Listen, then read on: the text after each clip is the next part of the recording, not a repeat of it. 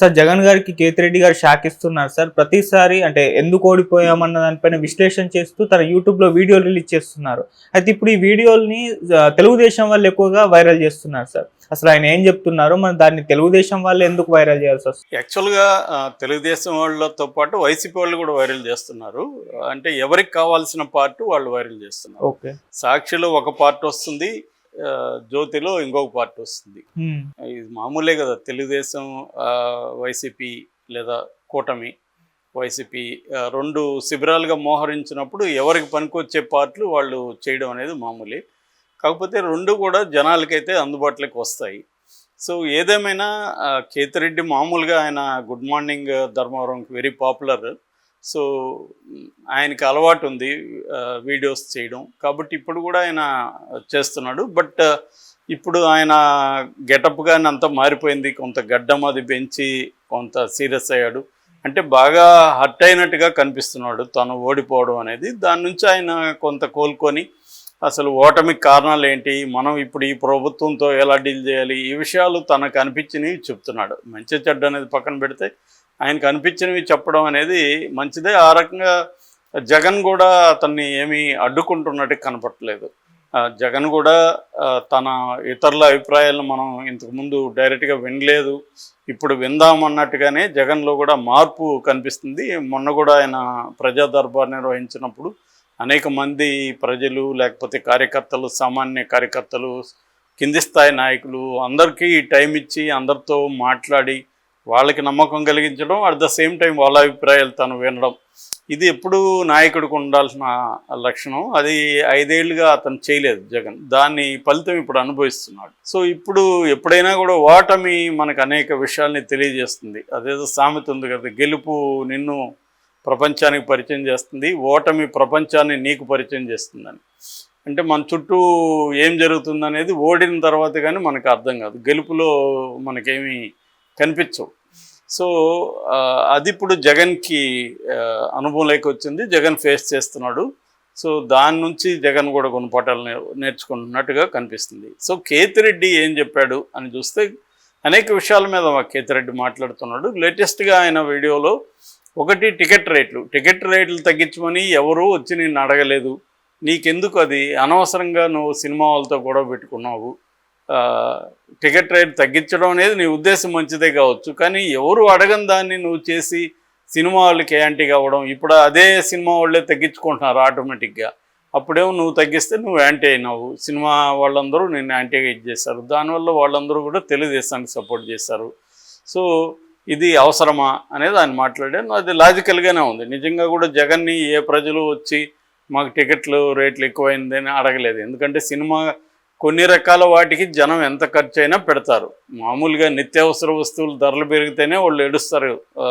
చింతపండు, ఎర్రగడ్డు, ఆనియను ఇవి పెరిగితే వాళ్ళు, ఎర్రగడ్డ అంటే మళ్ళీ మా చిత్తూరు భాష, ఇది పెరిగితే మాత్రమే వాళ్ళు ఏడుస్తారు తప్ప లగ్జరీ ఇవి పెరిగితే ఏడవరు. మామూలుగా 3 kinds ఆఫ్ నీడ్స్ ఉంటాయి: లివింగ్ నీడ్స్, తర్వాత livelihood needs and life style needs. ఇందులో లివింగ్ నీడ్స్, లైవ్లీహుడ్ నీడ్స్ రేట్లు పెరిగితే మాత్రమే జనం గోల్ చేస్తారు. లైఫ్ స్టైల్ నీడ్స్ ఉంటాయి. లైఫ్ స్టైల్ నీడ్స్ అంటే ఇట్లాంటివి మనకి లగ్జరీ ఐటమ్స్ కానీ అవన్నీ పెరుగుతూనే ఉంటాయి మార్కెట్లో, వాటి మీద ఎవరు గోల్ చేయరు. సో ఇప్పుడు కూల్ డ్రింక్ 100 రూపాయలు పెట్టి రెడ్ బుల్ గిడ్బుల్ తాగే వాళ్ళు తాగుతూనే ఉంటారు. అది ఇప్పుడు 150 అయింది కాబట్టి రెడ్ బుల్ 150 అయింది నేను గొడవ చేస్తాను ఎవడు చేయడు. సో 150 అయినా కూడా తాగుతారు. అలాగా అదే మామూలుగా మనకి పాలు ప్యాకెట్ పెరిగితే మాత్రం ఫీల్ అవుతారు. సో ఇట్లా సైకాలజీ అది బేసిక్గా. అందుకని ఎవరు థియేటర్లకి రేట్లు పెంచిందని ఎవరు ఫీల్ అయ్యేవాడు, పోయేవాడు పోతాడు, పోన్నాడు ఇంకొక సినిమాకి వెళ్దాంలే అనుకుంటారు. అలా ఉంటుంది తప్ప దాన్ని గవర్నమెంట్ని అడగదు, అది తప్పు. అట్లాగే నా ఎస్సీ, నా బీసీ, నా ఎస్టీ అని, నా మైనార్టీ అని అన్నాడు, దాంతో ఓసీలు దూరం అయ్యారు ఇంకి అనే పాయింట్ కూడా కొంతవరకు కరెక్టే. ఎందుకంటే ఆయన జగన్ అన్న దాంట్లో కూడా ఏం తప్పు లేదు. ఆ వర్గాలను కూడా డెవలప్ చేసి ఇంక్లూజివ్ గ్రోత్లోకి తీసుకురావాలనేది వరల్డ్ వైడ్ ఎకనామిస్టులు కూడా అదే చెప్తున్నారు. కానీ దాన్ని తీసుకొచ్చే పద్ధతిలో జగన్ పొరపాటు చేసినట్టు కనబడుతుంది. ఎందుకంటే ఇప్పటికి కూడా సామాజికంగా కానీ లేకపోతే గ్రామాల స్థాయిలో కానీ ఎక్కడైనా ఆధిపత్యం చలాయించేది అప్పర్ కాస్ట్ సంబంధించిన నాయకులే. సో ఎందుకంటే వాళ్ళకి అర్ధబలం అంగబలం వ్యవహారాలు ఉంటాయి, వ్యవస్థల్లో వాళ్ళ మనుషులు ఉంటారు, అన్నీ ఉంటాయి.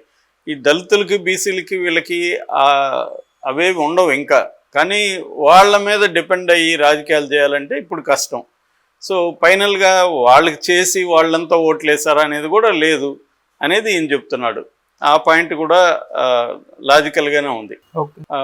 సో అట్లాగే రేషన్ షాప్ ఉన్నదాన్ని నువ్వు తీసేసి వాళ్ళ ఇంటికే చేయడం అనేది వాళ్ళకు ఉపయోగపడి ఉండొచ్చు. కానీ అక్కడ రేషన్ షాప్ నడిపే అప్పర్ కాస్ట్ వాడే ఎక్కువ నడుపుతారు, లేదా ఆధిపత్యం ఉండేవాళ్ళు నడుపుతారు. వాళ్ళకి ఇప్పుడు కాలుతుంది, కాలి వాళ్ళు నెగిటివ్గా మారుతారు. వాళ్ళు నెగిటివ్ మారడం వల్ల ఆ ఏరియాలో ఆ గ్రామంలో ఓట్లని వాళ్ళు వేయనీయకుండా చూసుకోవడం అనేది జరుగుతుంది. ఇలాగా నువ్వు చేయాలనుకున్న అన్ని మంచి పనులు నీ కొంప ముంచాయి అనేది అతను ఓపెన్గా చెప్తున్నాడు.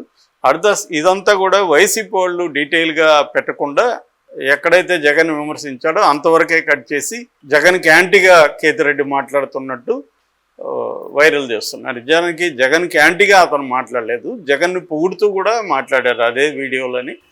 జగన్ మనకి అండగా ఉండాలి, మనం అందరూ జగన్కి అండగా ఉండాలి, జగన్ని ఇప్పుడు అందరూ టార్గెట్ చేస్తున్నారు, ఇటు ఫ్యామిలీలో టార్గెట్ చేస్తున్నారు, ఇటు రాజకీయంగా టార్గెట్ చేస్తున్నారు. వీటన్నిటిని అతను తట్టుకొని నిలబడడం చాలా చాలా కష్టం. ఈ సమయంలో మనం అందరం పార్టీకి జగన్కి అండగా నిలబడాలి. జగన్ ఇప్పుడు కూడా తెలిసి ఆయన ఎవరికి చెడ్డ చేయలేదు, ఆయన రాజకీయ విధానాల వల్ల ఇబ్బందులు అయ్యుండొచ్చు తప్ప పర్సనల్ స్థాయిలో ఆయన ఎవరికి చెడ్డ చేయాలని ట్రై చేయలేదు. సో కాబట్టి ఆయన్ని మనం నిలబెట్టుకోవాలి, అండగా ఉండాలి, జగన్ ఎవరికి కూడా హాని చేయలేదు అనేది కూడా అతను ఆ వీడియోలోనే మాట్లాడాడు.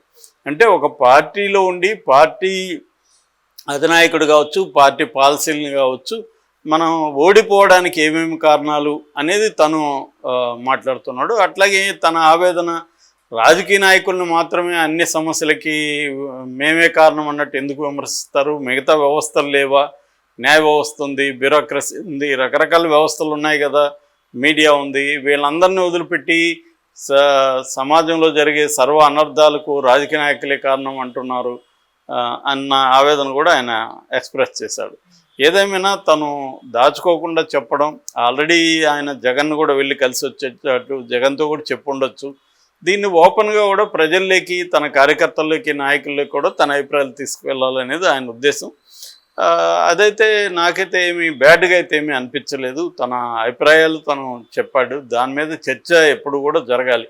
ఎప్పుడన్నా కూడా తాళం వేసే వాళ్ళతోనే ఇబ్బంది, కానీ ఇలాగా క్రిటికల్గా ఉండడం అవసరం. పార్టీలో కూడా చాలామంది క్రిటికల్గా ఉన్నప్పుడు జగన్ వాళ్ళ మాట విని ఉండడు ఖచ్చితంగా. ఎందుకంటే ఒక నిర్ణయానికి వచ్చినాక క్రిటికల్గా 10 మంది చెప్తే 10 మంది అభిప్రాయాలు ఫాలో కావాలి. ఎప్పుడైనా ఒక టీం లీడరు అందరి అభిప్రాయాలు వినాలి, ఫైనల్గా తనే డెసిషన్ తీసుకోవాలి. That is the leadership. లేకపోతే 10 మంది అభిప్రాయాల్ని తను ఫాలో కాలేడు. 10 భిన్నమైన అభిప్రాయాలు వచ్చినప్పుడు ఏ అభిప్రాయాన్ని అమలు చేయాలనుకున్నప్పుడు తను ఏది కన్విన్స్ అవుతాడో దాన్నే ఎవరైనా కూడా చేస్తారు. That is the method. దేంట్లో అయినా, కార్పొరేట్ సెక్టర్లో అయినా, డెమోక్రసీలో అయినా. సో కాకపోతే తను ఇవన్నీ ఆలోచించకుండా వాటికి క్రిటికల్గా ఉన్న వాళ్ళకి ఎక్కువ టైం ఇవ్వకుండా, క్రిటికల్గా ఉన్న వాళ్ళ మాట విని చర్చించకుండా జగన్ చేశాడనేది ప్రధానంగా ఇప్పుడు వస్తున్న ఇది ఇప్పుడు జగన్కి అది హెల్ప్ చేస్తుంది తప్ప ఇటువంటి ధోరణి నష్టమైతే చేయదు. జగన్ ఇప్పుడన్నా అది వింటే అతను పొలిటికల్ పార్టీగా నిలబడతాడు. ఎందుకంటే తనకి ఇవాళ నేను అనుకోను లైఫ్లోనే this is the worst crisis. గతంలో ఉన్నా కూడా అతనికి ఫ్యామిలీ సపోర్ట్ ఉండింది, ఇటు మోడీ యాంటీగా లేడు, ఇవన్నీ ఉన్నాయి. ఇవాళ ఏంటంటే మోడీ యాంటీగా ఉన్నాడు. మోడీ యాంటీగా అంటే ఇతనితో ప్రోగా లేడు. సో చంద్రబాబు ఇదే సమయం ఇప్పుడు కానీ తొక్కకపోతే ఇంకెప్పుడు మనం జగన్ తొక్కలేం, మళ్ళీ జగన్ గట్టిపడిపోతాడు మళ్ళీ అన్న తెలుగుదేశం వర్గాల్లో అంతా విపరీతంగా ఉంది.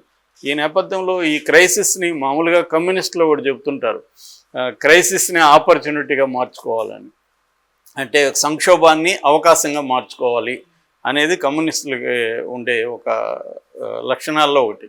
సో అది అందరికి కూడా ఉండాల్సిన లక్ష్యం.